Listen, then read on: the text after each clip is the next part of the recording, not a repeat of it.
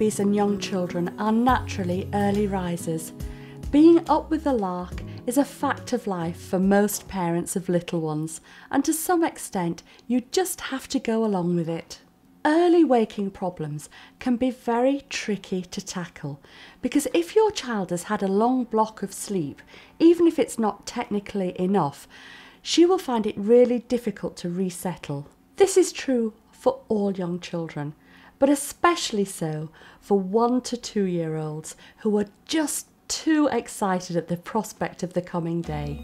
Most children tend to sleep quite deeply for the first 2/3 of the night, but as dawn approaches, sleep overall becomes much lighter and more fragile.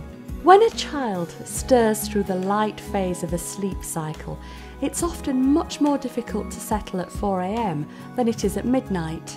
Putting children to bed later in the evening rarely makes a difference to their getting up time in the morning, and it can lead to them becoming very overtired.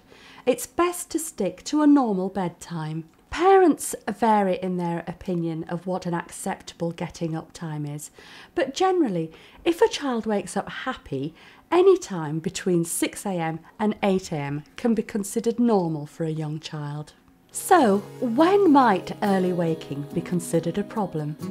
If your baby wakes before 6 a.m. and is crying and still looking tired, if your baby has a ritual of a dawn waking and crying, followed by a milk feed or transfer to your bed and then back to sleep, or if your baby is tired and grumpy on waking and then takes an early, long daytime nap. So if any of these sound familiar to you, it might be worth considering doing some gentle sleep training to help to extend your baby's sleep. First of all, you need to take a long and honest look at your child's overall sleeping ability.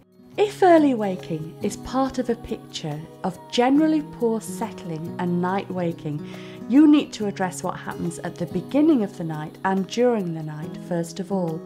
You'll get nowhere with morning sleep training if your baby doesn't have good, solid, self-settling skills.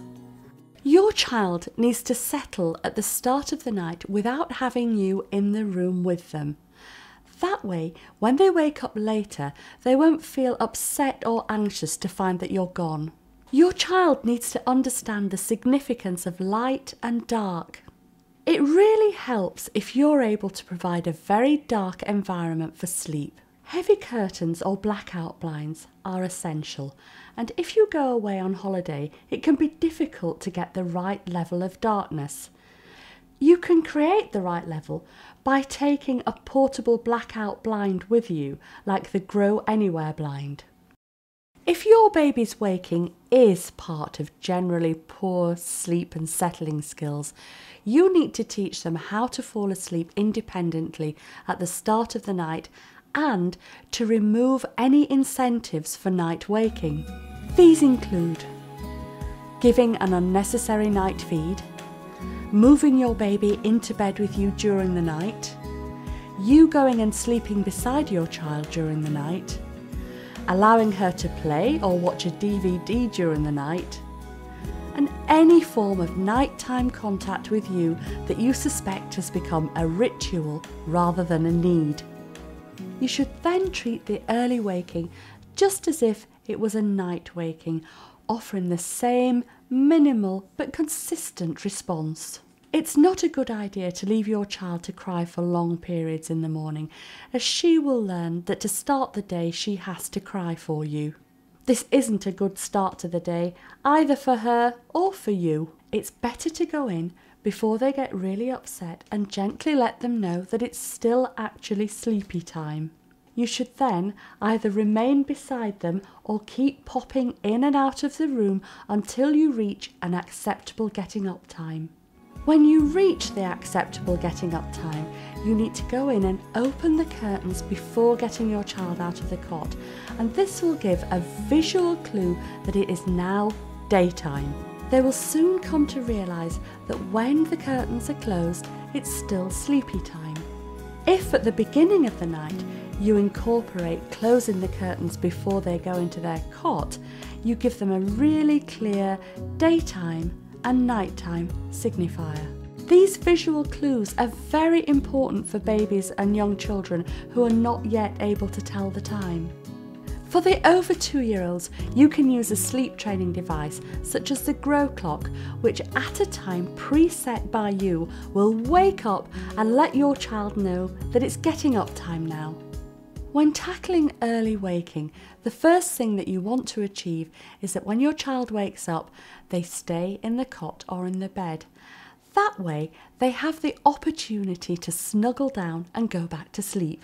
If your child is really struggling with going back to sleep, it's best to gradually extend the period of time that you expect them to stay in their cot or their bed. If you are using a Grow Clock or just simply opening the curtains as a daytime signifier, you need to pay attention to timing. For the first morning, use the getting up prompt at the time that your child normally wakes up. This is so that she gets the hang of what is going on and has a pleasant experience of the daytime trigger.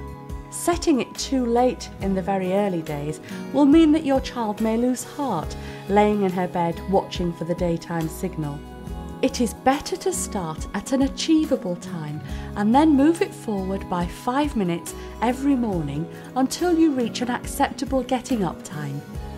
If you follow these simple guidelines for a few consecutive nights, you will have a great chance of stopping your child's early waking.